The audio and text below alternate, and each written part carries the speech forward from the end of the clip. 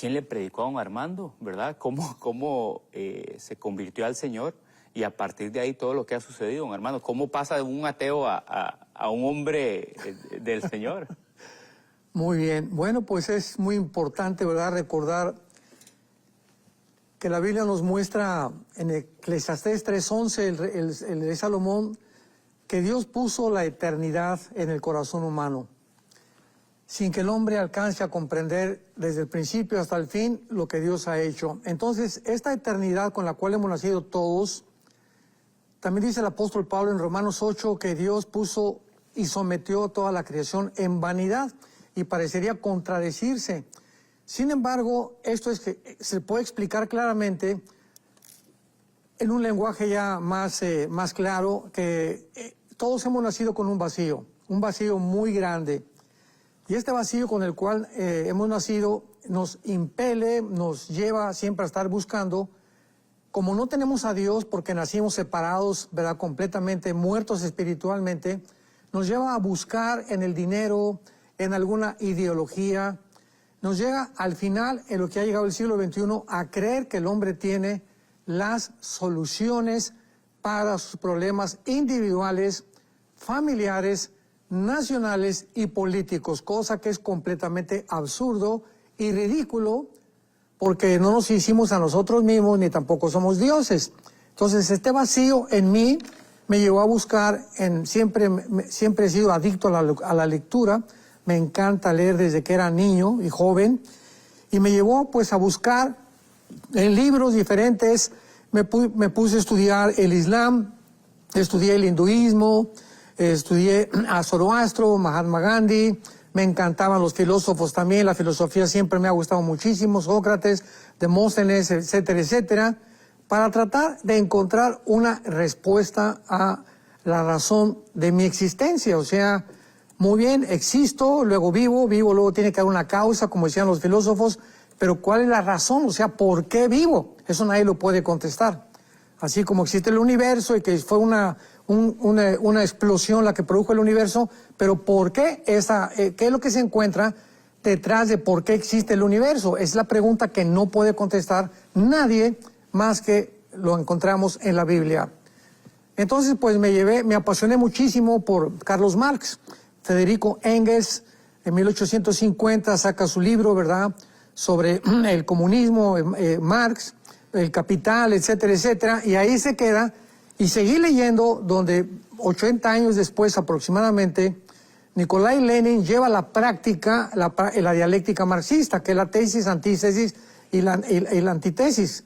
O sea, el punto que se tiene que tratar, lo que contradice ese punto y la forma en cómo se puede concluir ese punto. Eso se llama la dialéctica materialista.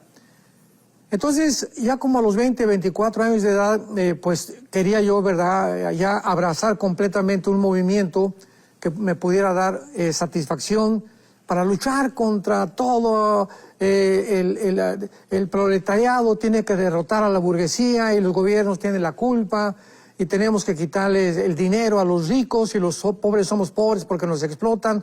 Lo que es actualmente lo que se llama el wokismo, que el wokismo no es más que una rama del marxismo y de la izquierda completamente. Entonces eso me llevó a negar a Dios. Yo desde los 14, 15 años me sentí muy decepcionado por la religión que mis padres me habían inculcado, porque yo les hacía preguntas a los obispos, a curas, ¿verdad? En México le llamamos curas o sacerdotes, y no me contestaban. Entonces me decepcioné muchísimo y por eso me fui diametralmente a una ideología contraria, que es el ateísmo. Hasta que ya a los 28 años de edad, mi hermano Alejandro, que se convierte 2 años antes que yo, él es actualmente el director de nuestro Instituto Teológico, se llama el ITI, Instituto Teológico Internacional, me da el Evangelio de Juan y comienzo a leer Juan y me quedé en Juan 14:6. Hasta ahí llegué nada más. Cuando leí Jesús es el camino, la verdad y la vida, vino Buda, vino Mahoma, vinieron todos los grandes líderes a mi mente para recordar que nadie en la historia se había atrevido, porque yo lo consideraba un atrevimiento, algo demasiado radical que alguien pueda adjudicarse, atribuirse que Él es la verdad, que no solamente es la verdad, sino que Él es la razón de nuestra existencia, que hace 2000 años abrió los brazos en una cruz y nos vino a lavar los pies. Entonces era algo tremendo porque contradecía mi ideología atea de Nietzsche, de Friedrich Nietzsche, que dijo es que el cristianismo es un fracaso porque Jesucristo nunca debió haberse dejado crucificar. Esa es la forma como piensa el mundo, ¿verdad? Entonces yo veía que se contradecía el ateísmo con el cristianismo, cómo puede el hombre más débil aparentemente vino a vencer con la muerte, el pecado, a Satanás, y al mismo tiempo Nietzsche decía que Jesucristo había sido un hombre débil por haberse rodeado de puros pescadores, que nunca se rodeó de gente inteligente y que además se dejó crucificar. Si él era el Hijo de Dios, ¿cómo se dejó crucificar? Hasta que entendí claramente que los pensamientos de Dios no son nuestros pensamientos, y lo que para nosotros es locura, para Dios es el poder y la sabiduría de Dios. Entonces seguí leyendo el Evangelio de Juan, ya no pude seguir más que caer en mis rodillas, pedirle a Dios perdón por mis pecados, creer realmente que Jesús es el Mesías, y cuando yo encuentro a Jesús, encuentro la razón por la cual ya ahora sé, ¿verdad?, cuál es mi propósito en la vida, de dónde venimos, y la esperanza y el porvenir tan glorioso que tenemos por seguir a Jesucristo. Entonces, en pocas palabras, Isaac, esta fue mi conversión, aunque hay muchísimo más, ¿verdad? Pero... Qué lindo. ¿Repite el nombre de su hermano, don Armando? Alejandro. Alejandro. Alejandro. Agradecerle a Alejandro, ¿no? que tuvo ese reto de predicarle, de compartirle, y hoy por hoy, pues, vemos el fruto, ¿no?, de ese hermano que dijo. Claro. Yo creo que esto le puede interesar, ¿no?, a Armando. Claro. Qué lindo. Entonces, de acuerdo a, bueno, nos ha mencionado don Armando que le gusta la lectura, que pues le entretiene y le apasiona, ¿verdad? Pero ¿dónde entonces viene esa segunda parte, quizás, don Armando, en el sentido de cómo aprenderse los versículos, cómo escudriñar la palabra tan profundamente, para también tener un poco de, ¿verdad?, revelación de parte del Señor y poderla impartir a toda la iglesia, como usted lo ha hecho durante muchísimos años, ¿verdad? ¿De dónde viene también ese deseo de conocer la Biblia, como se dice, ¿verdad?, de atrás para adelante, ¿verdad? Y saber, ¿verdad?, de parte del Señor cómo, ¿verdad?, entender las profecías, entender los tiempos, entender el Apocalipsis, que también a veces, ¿verdad?, muchas personas leen o leemos la palabra, ¿verdad? Y el Apocalipsis es como que ahí con miedito, ¿verdad? Como con pinzas, como para no confundirme mucho, ¿verdad? Entonces, don Armando, ¿de dónde también viene ese deseo y cuál fue su, vamos a decir, como su estructura para conocer de la palabra, aprendérsela? ¿Tuvo algún mentor, tuvo algún maestro? Cuéntanos un poquito acerca de esa parte. Sí, yo le doy muchísimas gracias, Isaac, a Dios. Muchísimas gracias que durante los primeros 25 años tal vez de mi vida cristiana, siempre tuve mentores. O sea, misioneros, en este caso todos ellos eran norteamericanos. Le doy tantas gracias a Dios porque Norteamérica fue una nación que promovió el evangelio, ¿verdad?, en México, Centroamérica, Sudamérica, etcétera, etcétera. Y cuando yo me convierto, pues unos misioneros bautistas me comenzaron a enseñar que era importantísimo, en primer lugar, memorizar la Biblia. Me dijeron, trata de comenzar a memorizar, Armando, 2 versículos en la mañana, 2 versículos en la tarde, 2 versículos en la noche. Y trata a través de eso de poder investigar, no solamente te conformes con leer la Biblia, sino trata de investigar porque vas a encontrar muchísimas preguntas, aparentes contradicciones en la Biblia, que realmente no van a ser contradicciones, sino que vas a entender que tu mente es la que está completamente dañada por el pecado.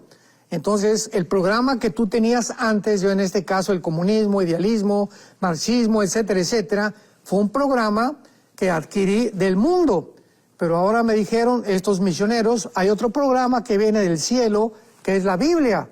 Y ese programa Dios va a querer infundirlo en tu mente para que los programas viejos, con los cuales te envirularon, podríamos usar ese lenguaje actualmente cibernético, nacimos envirulados por los programas equivocados que de los seres humanos hemos recibido, El programa de Dios, que es la Biblia, va a desvirularte, va a desinfectarte, va a comenzar a hacer que tú pienses ahora con otra perspectiva, veas el mundo, la familia, tu esposa, los hijos, el dinero, todo va a cambiar en la proporción en la que tú renueves tu manera de pensar conforme a la palabra de Dios.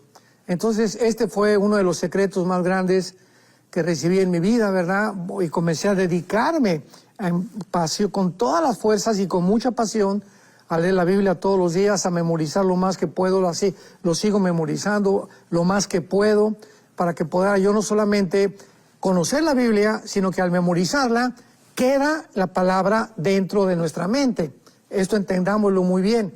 Y Jesús dijo, mis palabras son espíritu y son vida. Entonces, al memorizar la palabra, ¿qué cosa estamos adquiriendo en nuestra mente?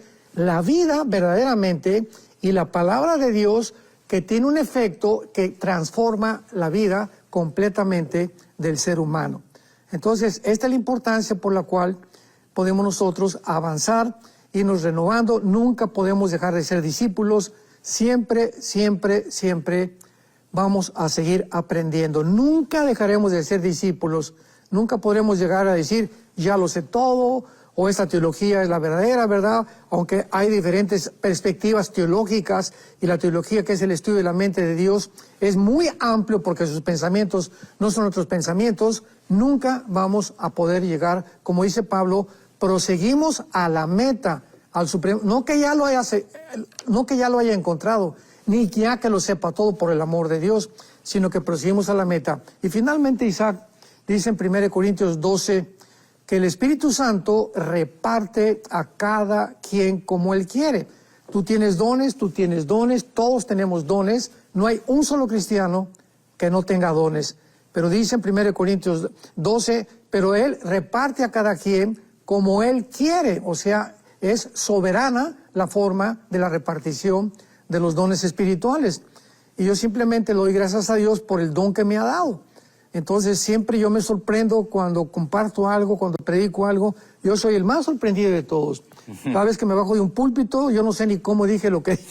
Y como lo dije, yo mismo me sorprendo. Y siempre le doy gracias a Dios, ¿verdad? Porque tenemos que recordar que Él es el que... Por Jesús somos lo que somos. No podemos atribuirnos absolutamente nada a nosotros. Así es. Porque todo proviene de Él. Si no hay nada de qué enorgullecerse en cuanto a los conceptos humanos que tengamos, o a las cualidades, o al potencial que tenemos, porque todo lo que recibimos lo hemos recibido de Él. A Él sea la gloria siempre. Amén. ¿Usted recomendaría, ¿verdad?, que le ayudó a crecer tal vez en su momento algún comentario bíblico, alguna Biblia de estudio, algún libro en específico? Siempre lo vemos, ¿verdad? Es bastante particular que lo vemos acá en el programa con Las Huellas del Maestro, se llama, ¿no? El libro, ¿verdad? Del Mesías. Las Huellas del Mesías. Es bonito, ¿verdad?, saber como que, ¿verdad?, de dónde se ha tomado o qué le ayudó en este camino de aprendizaje, ¿verdad? Si fue algún teólogo específico, si fue alguna persona, como le digo, algún comentario bíblico, alguna Biblia de estudio.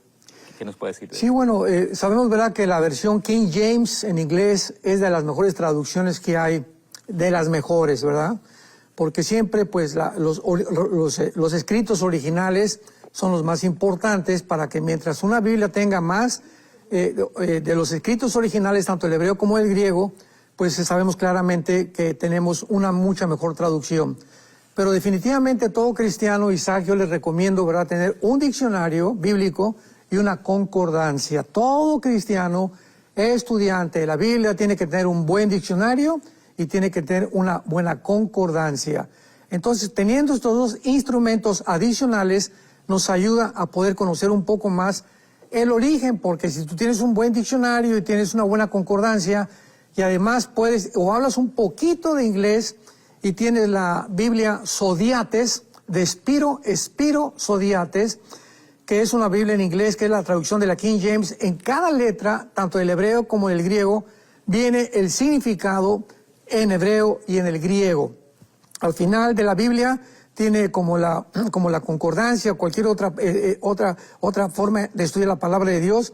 la traducción o lo que significa esa palabra. Entonces vas profundizando y vas escudriñando y vas haciendo mucho más amplio tu criterio, tu perspectiva de ver y poder entender la mente de Dios. Pero básicamente es eso, un diccionario, una concordancia, y si hablas un poquito de inglés, la Biblia de Spiros Odiates. Y este libro que yo tengo, que se llama Las Huellas del Mesías, que tú me preguntabas, simplemente este es un hombre, el autor Arnold Fruchtenbaum. Es un rabino hebreo, judío desde luego, convertido a Jesucristo, que ya tiene como 86 años de edad. Su ministerio se llama Ministerios Ariel, que está en San Antonio, Texas, y yo lo considero uno de los mejores teólogos del mundo actualmente. Por eso me he dedicado más a estudiar sus escritos, su perspectiva, porque al ser judío tiene una perspectiva mucho más profunda, y sobre todas las cosas por ser un hombre de Dios. Así que como él, ¿verdad? Hay varios, pero yo lo considero él ahorita, de acuerdo a mi perspectiva, como un hombre que verdaderamente vale la pena estudiar sus escritos en teología.